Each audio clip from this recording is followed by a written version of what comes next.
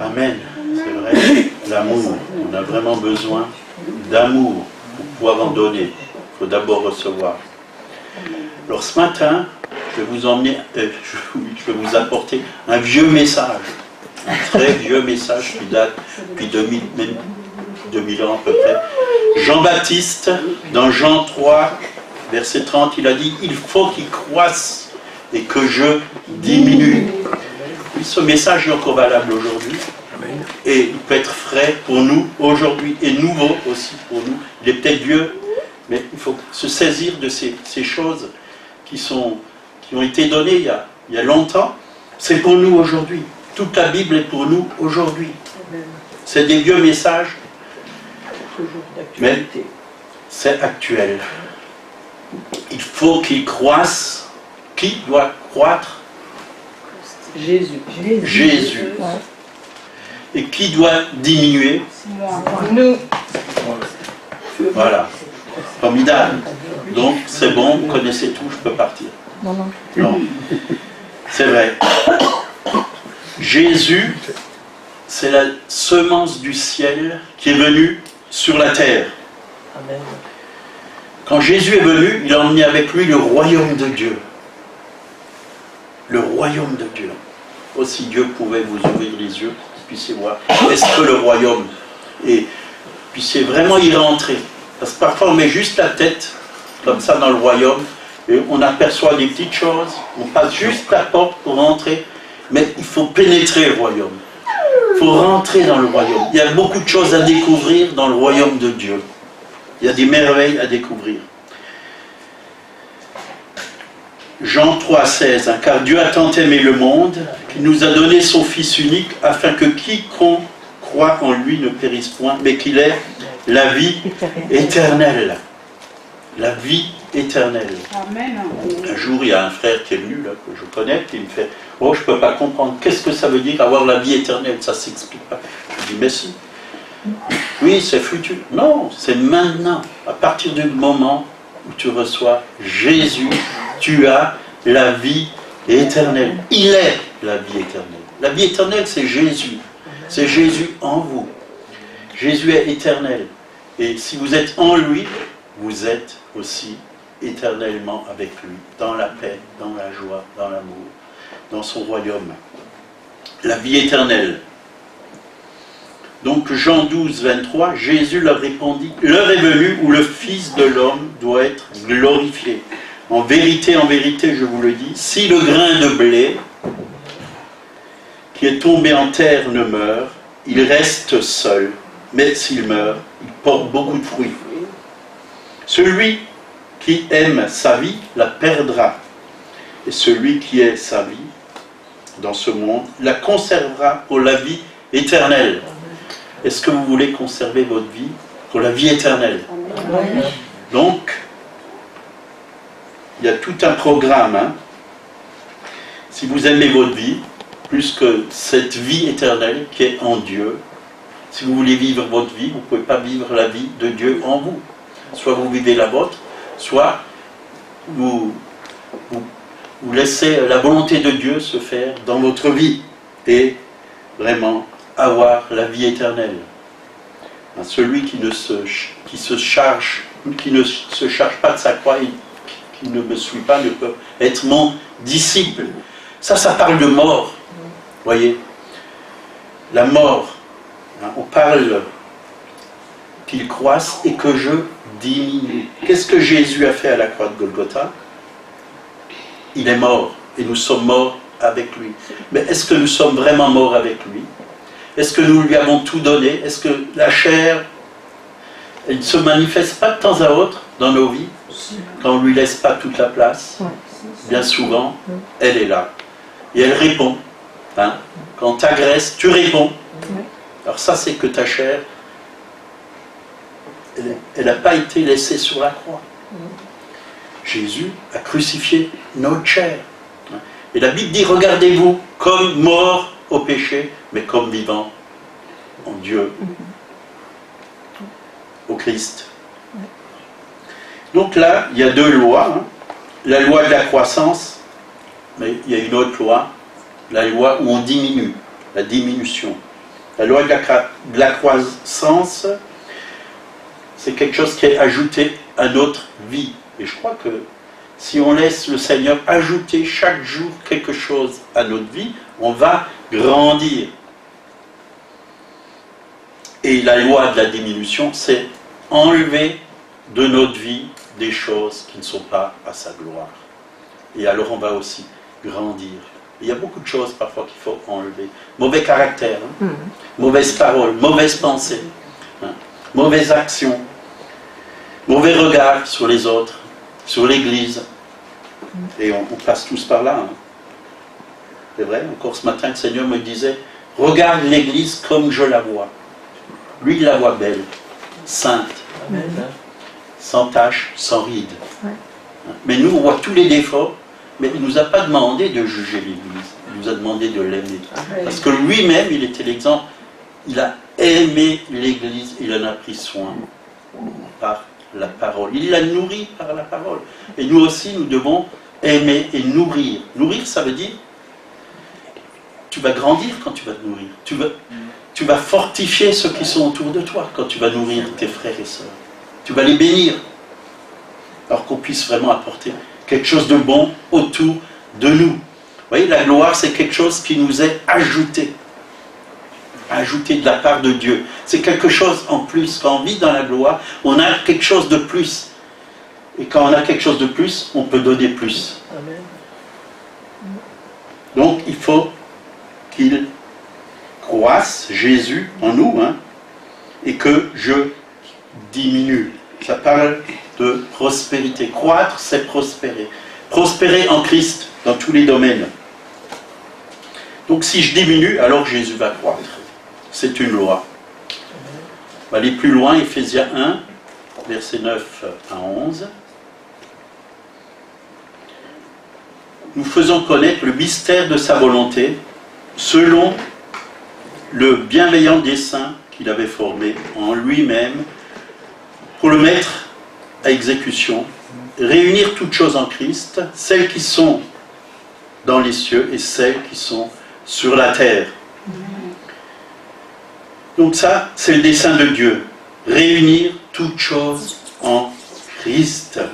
Celles qui sont dans les cieux et celles qui sont sur la terre. C'est-à-dire que Dieu réconcilie toutes choses.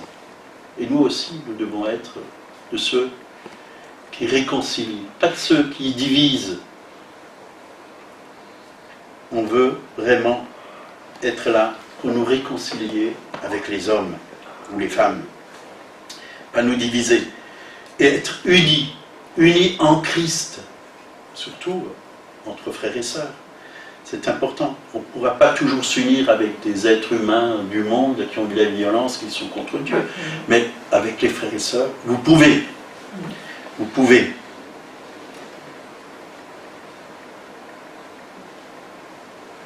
Donc réunir toutes choses. Jean 3, 30.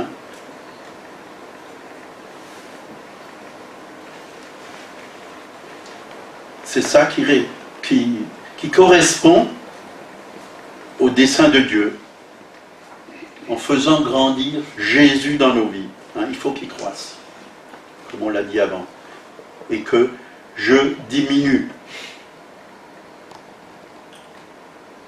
Donc, tout ce qui ne fait pas croître, nous devons l'enlever de notre vie. Vous savez, dans un jardin,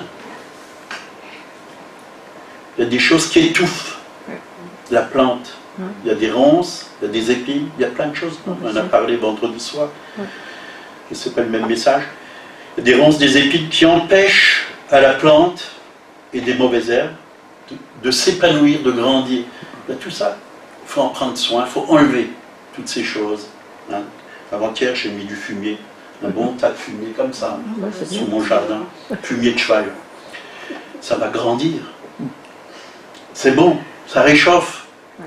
L'amour, c'est comme le fumier, ça réchauffe. Ça pue. Ça sent bon, l'amour.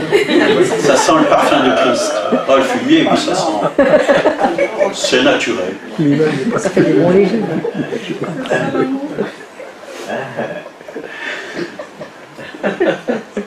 le jardin.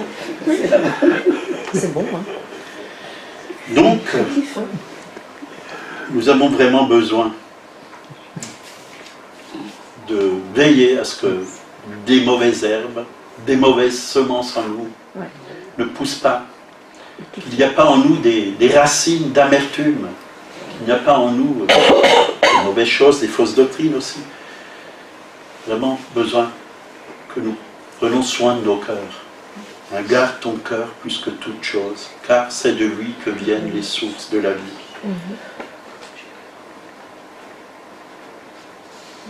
C'est vrai que dans notre vie, hein, il y a plein de choses qui ne nous plaisent pas. Hein. La Bible dit que toute chose concourt au bien de ceux qui aiment Dieu. Hein. Il y a plein de choses qui ne nous plaisent pas, mais il faut voir ce que Dieu veut faire au travers des chemins par lesquels il nous fait passer. Son but, c'est de nous faire grandir. Son but, c'est de nous transformer de gloire en gloire à son image et à sa ressemblance. De changer notre mauvais caractère, si vous en avez un. En tout cas, moi j'en ai un.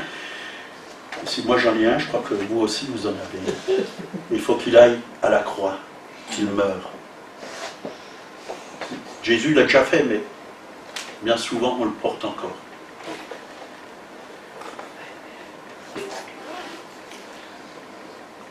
Galates 4, verset 19. Là, il nous a dit, mes petits enfants, pour qui j'éprouve de nouveau les douleurs de l'enfantement, jusqu'à ce que Christ soit formé en vous. Vous voyez, l'apôtre Paul, il était enceint. Enceinte. Enceinte. Et il souffrait pour les églises. Et il voulait tellement que ces églises ressemblent à Jésus. Il souffrait les douleurs de l'enfantement. Il voulait, dans la prière, dans le combat, en apportant la parole, que l'Église, il en prenait soin, qu'elle ressemble à Christ. Que l'Église ressemble à Christ. Il enfantait quelque chose. Il emmenait quelque chose. Il emmenait la vie de Christ. Et pourquoi il pouvait dire ça? Parce que lui-même, il a réalisé que, voilà, par lui-même, il ne pouvait pas le faire. Mais comme l'apôtre Paul a réalisé que vraiment Christ a pris toute sa vieille vie et l'a cloué à la croix et il a laissé Christ vivre en lui. Ce n'est plus moi qui vis, il l'a dit lui-même, mais c'est Christ qui vit en moi. Pour dire de telles paroles, je peux pas encore le dire. Oui, Christ vit en moi d'une certaine façon, mais j'aimerais qu'il vive beaucoup plus en moi. Beaucoup plus en moi. J'aimerais lui laisser encore plus de place. Mais je crois que le Seigneur, il peut faire vite. Tout dépend de nous. Tout dépend de nous. Si nous nous abandonnons dans le panier, comme j'ai dit ce matin, il peut faire vite. Si nous lui donnons tout. Non, on le chante. Oui, prends tout, Seigneur. Ça, c'est qu'un chant. Vous voyez. Ça vient du bout des lèvres. Et quand ça vient du fond du cœur. Seigneur, oui, prends tout. Mais il y a des choses auxquelles on est attaché. Parce qu'on est encore terrestre. Et normalement, le nouvel homme, il est céleste. Il doit s'attacher aux choses d'en haut. Chercher les choses d'en haut. Et pas s'attacher aux choses. Mais nous, on est encore terrestre. On a peur de donner, d'abandonner, de nous donner, de s'abandonner, de faire confiance. Qu'est-ce qu'ils vont me faire si je vais faire ça, si je fais ça, si je m'engage ici, si je ne suis pas capable, si je ne suis pas à la hauteur? On va me critiquer, on va me juger. Ben, gloire à Dieu, si on critique, si on juge. Merci Seigneur, ça va changer ton caractère, ça va t'apprendre à aimer encore davantage, à pardonner, à regarder avec d'autres yeux, à manifester le caractère de Christ. Vous voyez, parfois c'est bon de se frotter les uns les autres. Vous voyez, parfois c'est comme ça, c'est un peu pointu. Les coins d'une table, c'est pointu. Mais à force de se frotter, ça s'arrondit. On se fait moins mal. On apprend à connaître les autres et on apprend à les aimer, à les respecter, à ne pas les juger. C'est bon de se frotter les uns les autres.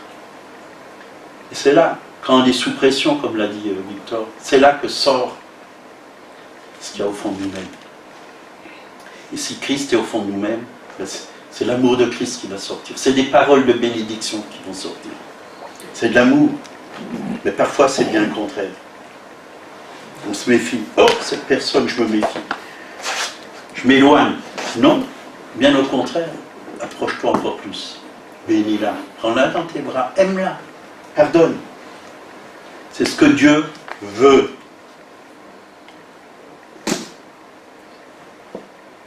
Jean 4,4, vous petits enfants, vous êtes de Dieu et vous les avez vaincus parce que celui qui est en vous est plus grand que celui qui est dans le monde. Donc ça c'est le Seigneur qui le dit, hein, au travers de Jean, celui qui est en vous est plus grand que celui qui est dans le monde. Plus grand, plus grand. Donc en toi il y a de l'amour, en toi il y a de la gloire de Dieu, en toi il y a la bonté, en toi il y a la sainteté, en toi il y a la victoire. En toi, il y a la sagesse. Celui qui est en vous est plus grand que celui qui est dans le monde. Qui est en vous? Jésus. Jésus, celui qui a créé toutes choses. Il est en vous. Vous vous rendez compte? Est-ce que vous le réalisez? Que Jésus est en vous. Moi, quand je réalise que le roi de gloire habite en moi, je ne peux pas rester le même. Je ne peux pas rester le même. Le roi de gloire habite en moi. Quand il est venu en moi, il est venu avec tout ce qu'il est, avec tout ce qu'il a. Mais il est surtout venu avec son amour parce qu'il a tant aimé le monde qu'il est venu vivre en nous, habiter en nous. Seigneur, prends possession de moi. Viens dans tous les domaines de ma vie. Rentre dans ma maison. Prends toutes les places. Toute la place dans le salon, dans la salle à manger, à la cave. Faites visiter au Seigneur toutes les pièces, même la cave, même s'il y a un peu de désordre, s'il y a quelques bouteilles de vin, de bière qui traitent, c'est pas grave. De toute façon, il boit tout. T'as pas à te gêner. Il sait tout. Il sait tout ce que tu penses. Il sait tout ce que tu fais. Tu ne peux pas te cacher. Où fuirais-je? David a dit, loin de ton esprit. Hein? Partout où on va, il y est. Il voit. D'ailleurs, s'il est en nous, on l'emmène avec. Et parfois, on l'emmène dans des endroits où il n'aimerait pas aller. Parce qu'on fait des faux pas.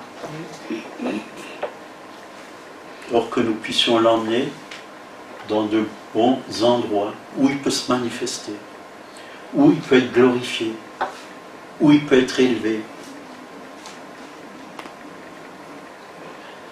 Donc, qu'est-ce que tu réalises? Que celui qui est en toi est plus grand que celui qui est dans le monde. Demande au Saint-Esprit une révélation de celui qui est en toi. Celui qui est en toi. Alors, tu n'as plus peur après. Si tu as une révélation et tu réalises que celui qui est en toi, tu es plus grand que celui qui est dans le monde, tu n'as plus peur de rien. Tu as une assurance. Tu as une autorité. Tu as une paix, une joie que le monde ne connaît pas. Tu as un amour qui dépasse l'amour du monde ou l'amour humain. C'est l'amour divin.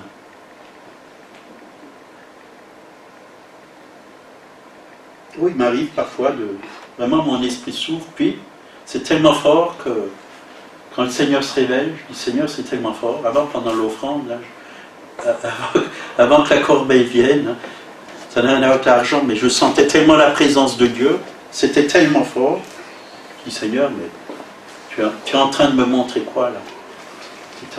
Dieu était en train de me montrer qu'il était grand et puissant, qu'il voulait toute la place, tout simplement. Toute la place. Il veut toute la place. Amen. Il veut vivre totalement en toi. Il veut régner au travers de ta vie. Et quand il règne, ben c'est lui qui fait les choses, c'est plus nous. Et là tu peux dire, ce n'est plus moi qui vis, c'est Christ qui vit en moi. C'est Christ qui parle au travers de toi. C'est Christ qui te communique ses pensées par le Saint-Esprit. C'est Christ qui prie au travers de toi. C'est son esprit.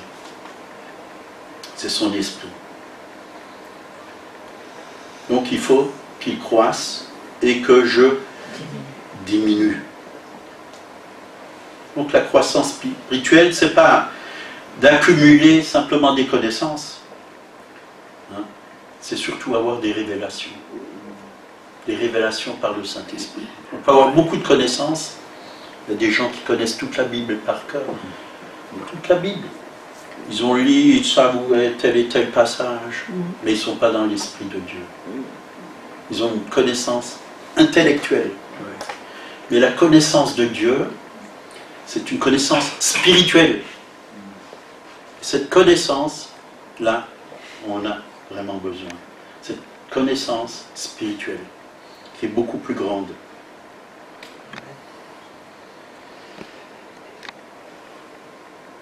Alors là, on va prendre Éphésiens qui nous parle de cette connaissance. Éphésiens 4, verset 11.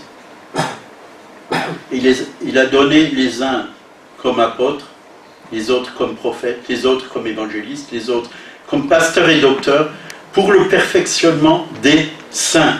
Voilà pourquoi Dieu a donné ces ministères, pour le perfectionnement des saints. Tout le monde n'a pas le même ministère. Alors ne vous étonnez pas quand un prophète vient et qu'il prophétise. C'est son ministère, c'est tout à fait normal qu'il prophétise. C'est biblique. Il y en a qui ont le ministère de pasteur. Un pasteur, c'est un berger. Il prend soin de ses brebis. Quand une brebis a mal, il la soigne. Quand elle souffre, il la console. Il prend soin de ses brebis. Il les nourrit. Il les nourrit au travers de la parole de Dieu. Chacun a un ministère différent.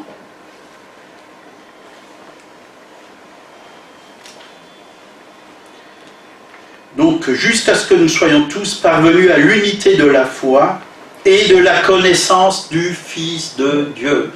Connaître le Fils de Dieu, pas simplement avec notre intelligence humaine, mais par le Saint-Esprit, par révélation.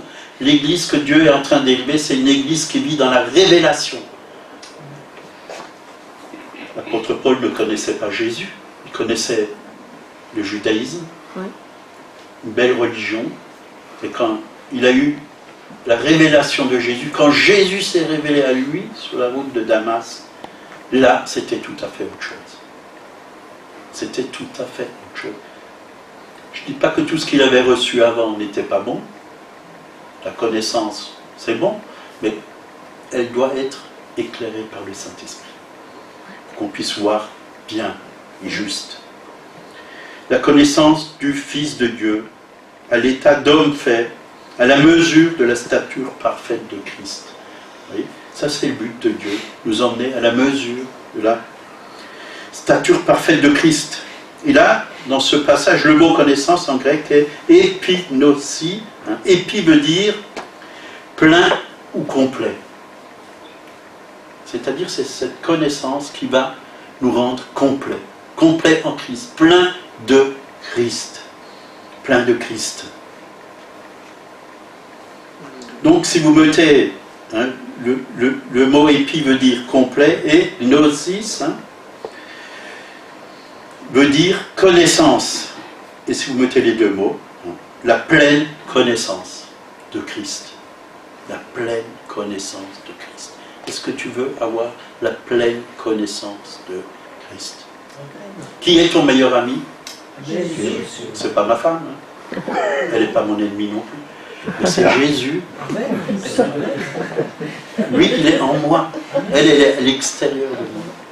Mais dans ma pensée, je suis uni à elle. C'est Jésus. C'est Jésus. Quand je me promène avec qui? Avec Jésus. Bien sûr aussi avec Monique. Heureusement. Mais Jésus est toujours là. Et Jésus parle toujours à mon cœur. Toute la journée, il parle à mon cœur. Le Saint-Esprit est en moi. Et ce Saint-Esprit, il coule. Il m'emmène l'amour du Père. Et il me donne d'être en communion avec le Père et avec le Fils. Et c'est bon. Et c'est pour ça que je peux être en communion avec mon épouse. Parce que sans cela, on serait déjà divorcés. C'est Dieu qui a inventé le couple. Et quand il fait quelque chose, il le rend solide. Parce qu'encore hier, on parlait avec Daniel, qui est venu m'aider à déménager. J'ai vidé le salon, la salle à manger, j'ai tout mis sur la terrasse. Il m'a aidé, un homme fort. C'est lourd les meubles, hein, et il y avait beaucoup de choses à sortir. Parce qu'on va mettre du carrelage la semaine prochaine, il faut tout vider. Et on a parlé de gens qui divorcent. Et c'est vrai qu'il y a beaucoup de gens qui divorcent. Et je citais, rien que dans notre village, il y en a plein, il y en a plein, il y en a plein. On les voyait passer, là, on les a vus mariés, puis on les voyait repasser avec une autre femme, un autre mari. Je dis, tiens, celui-là aussi il est encore divorcé. Mais Dieu ne veut pas ça dans l'Église. L'Église ne doit pas ressembler au monde. L'Église doit influencer le monde. Amen. Doit montrer qu'un couple peut tenir grâce à l'amour de Dieu. Parce que Dieu est uni, que personne ne le désunisse, le sépare. Alléluia. La pleine connaissance de Christ. Ça veut dire tout ce qu'il est. On peut le recevoir. Il est parfait, on peut recevoir sa perfection. Il est bon, on peut recevoir sa bonté. Il est amour, on peut recevoir son amour. On peut manifester. Il est glorieux, on peut être glorieux. Dieu le veut. Il est ressuscité, on a sa vie de résurrection en nous. Il règne, nous régnons avec lui. Il a été couronné. Jésus a été couronné, le roi de gloire. Quand vous voyez, au début de la création, qu'est-ce que l'homme, pour que tu te souviennes de lui, qu'est-ce que le Fils de l'homme, tu l'as couronné de magnificence et de gloire. Dieu veut remettre son image dans l'homme. C'est ça. Il est la tête du corps de Christ. Et j'aime beaucoup ce passage. Il est la tête du corps de Christ. La tête et le corps ne font qu'un. Il n'y a pas le corps et la tête, mais le corps et la tête ne font qu'un. Où tu vas, tu es avec Jésus. La tête est avec toi. Tu es le corps, mais tu as la tête avec lui. Tu ne peux pas marcher dans la rue sans tête. Quelqu'un qui marche sans tête, il est mort. Il ne peut pas dire. Ou alors c'est un extraterrestre. Christ, c'est quoi? Christ, c'est le corps et la tête. La vie qui est dans la tête, elle coule dans le corps. Amen. Amen. La vie qui est dans la tête, elle est dans le corps. Si Christ est fort, alors tu es fort. Si Christ est vainqueur, alors tu es vainqueur. Si Christ est joyeux, alors tu es joyeux. Tel il est, 1 Jean, chapitre 4, verset 17, tel nous sommes dans ce monde. Tel il est, tel nous sommes dans ce monde. Et il est où? Où le Seigneur maintenant? Dans la gloire. Il est assis sur le trône. Il règne. Et la Bible dit que nous sommes assis avec lui dans l'île céleste. Nous régnons avec lui. Nous régnons avec lui. On pourrait faire toute une étude et il y aurait beaucoup de choses à dire là-dessus. Donc, le problème, ce n'est pas le diable, c'est nous. Le diable a déjà été vaincu. Bien souvent, le diable m'a fait ci, le diable m'a fait ça. Non, le diable m'a divisé. Non, ce n'est pas le diable, c'est toi, c'est ta chair. Tu as écouté la voix du diable peut-être. Et le problème, c'est toi, c'est pas le diable. Le diable est vaincu. Le problème, c'est que tu n'as pas abandonné ta vie au Seigneur. C'est toi qui vis encore, au lieu que ce soit Christ. Ce n'est plus moi qui vis, c'est Christ qui vit en moi. C'est ça. Je reprends ce verset, parce que je crois qu'il est important. Pendant un bon moment, je le citais pour moi. Romains 6, 11, ainsi vous-même, regardez-vous comme mort au péché. Donc je suis mort au péché, je me vois comme mort au péché. Et comme vivant pour Dieu en Jésus-Christ. Je suis vivant pour Dieu en Jésus-Christ. Je suis passé par la croix. C'est-à-dire la croix, elle est derrière moi. je suis passé par la croix, je suis descendu avec Christ dans les lieux inférieurs, donc en enfer si vous voulez. Il y en a qui appellent pas ça enfer, mais moi je l'appelle parce que je crois que l'enfer existe. Et Jésus a pris les clés de la mort, tu étais en lui, nous étions en lui avec Christ. Il a pris les clés de la mort et du séjour des morts à l'ennemi. Donc si tu étais avec lui, dans la mort, dans la résurrection, donc tu es vainqueur avec lui. Donc la mort n'a plus de pouvoir sur toi. Un chrétien ne meurt pas. L'apôtre Paul dit ceux qui dorment. Il ne dit pas les morts. Ceux qui dorment. C'est-à-dire ton corps, oui, il va dans la pourriture, il se décompose, mais au moment même où ton corps arrête, cesse de vivre, tu passes de l'autre côté. Il n'y a pas de mort. Tu continues à vivre. Il n'y a pas de mort. On a de l'espérance. Quand je vois des chrétiens qui pleurent les morts, sans cesse, bon, tu peux avoir un coup parce que tu as aimé la personne, ok, j'ai rien contre. Mais il y en a, c'est pendant des mois, même des années, ça vient loin. Moi, quand je connais quelqu'un qui est en Jésus et qui a vraiment aimé le Seigneur, je loue Dieu, Seigneur, alléluia. Amen. Tu l'as repris, c'est une joie. Il est avec toi dans la gloire. Il est dans ta présence. C'est beau. On n'a pas à se lamenter pendant des mois et des années. On se réjouit parce qu'ils sont en Christ. Par contre, si tu as quelqu'un dans la famille qui n'a pas Jésus dans sa vie et qui meurt, là, ça fait mal. Ça fait mal si on n'a pas de certitude où il va.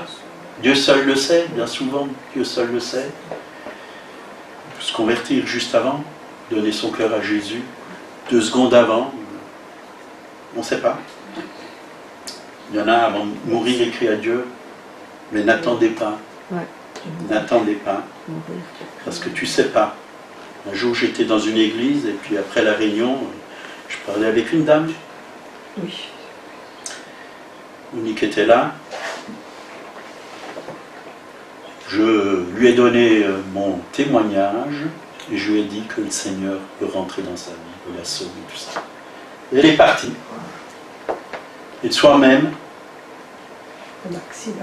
boum, quelqu'un est rentré dans la voiture. Mort. Sur le coup. Alors ceux qui vous disent, oh, quand je serai vieux, vous pourrez me parler de Dieu. On ne sait pas quand on va partir. Soyons prêts.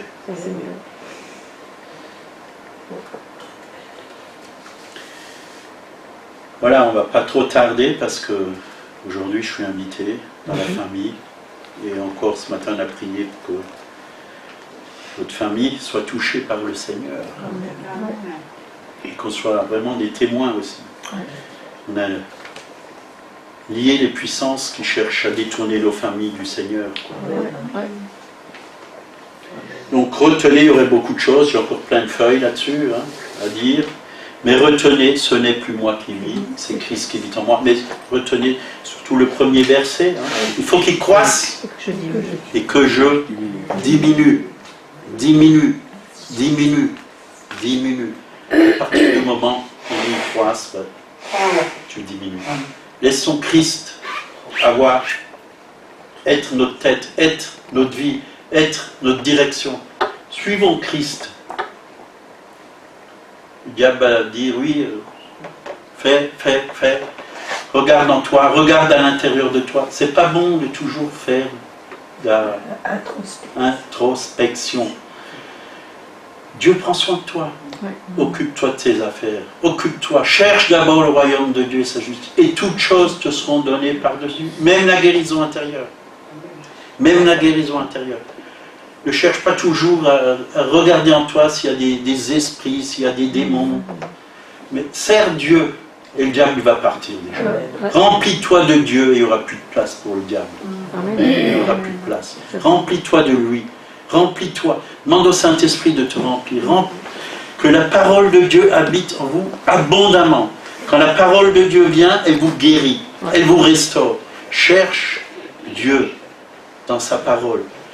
Cherche à faire ce que Dieu te demande de faire. Pas passer des choses toutes simples. Balayer une salle, passer la serpillière. Accueillir quelqu'un avec amour. Faire un sourire à quelqu'un qui est triste. Lui taper sur l'épaule. Ça va ma soeur? Non, ça va pas trop. L'encourager. Des choses toutes simples. C'est pas compliqué de servir Dieu. Tu n'as pas besoin de faire 5 ans de théologie. Tu peux le faire tout de suite. Tu peux tout de suite servir Dieu. Tu as juste besoin de recevoir Jésus dans ta vie et rempli de son amour et de manifester tout ce qu'il a mis en toi. Il a mis plein de choses en toi. Amen. Amen. Amen. Amen. Bien sûr, si tu veux faire les comptes de l'Église, c'est déjà un peu plus compliqué. Il faut quand même savoir manier un ordinateur, il faut savoir compter, il faut savoir faire plein d'autres choses. Mais pour vivre la vie de Christ, c'est pas compliqué. Dieu n'est pas un Dieu compliqué. Amen. Amen. Il veut qu'on soit comme des enfants, tout simplement. Soyez comme des enfants, simples. Simples. Amen. Seigneur, merci pour ta parole, elle est la vérité. Et nous désirons vraiment que tu croisses. Et quand nous allons croître, Seigneur, oui, et nous voulons croître, nous allons aussi voir cette Église grandir. Grandir spirituellement, mais aussi en nombre, parce que tu vas emmener des âmes, Seigneur, qui ont faim et qui ont soif. Apprends-nous à être plein d'amour, plein de compassion, comme toi tu étais, Seigneur, sur cette terre, et tu es toujours. Tu es plein d'amour et de compassion envers chacun d'entre nous. Nous ne voulons pas juger, nous ne voulons pas voir la paille qui est dans l'œil de notre frère ou notre sœur, mais nous voulons regarder, oui, toi, Seigneur, comme toi tu les vois. Nous voulons les voir avec tes yeux, Seigneur. Ouais. Et nous voulons nous débarrasser de tout ce qui empêche la croissance au fond de nos cœurs, Seigneur. Et toutes les mauvaises choses, oui, qui ne sont pas passées par la croix, qu'on n'a pas abandonnées encore. Oui. Merci Jésus. Merci Jésus. Nous voulons vivre en nouveauté de vie. Oui. Merci pour ta grâce sur chacun et chacune. Accompagne-nous maintenant, oui, dans nos demeures, protège-nous sur la route et donne-nous cette semaine encore d'inviter quelqu'un si on va au cinéma pour ce film Dieu n'est pas mort, d'inviter quelqu'un et faire connaître cet évangile merveilleux au monde. Au nom de Jésus, Amen. Amen. Mercredi, la réunion de prière.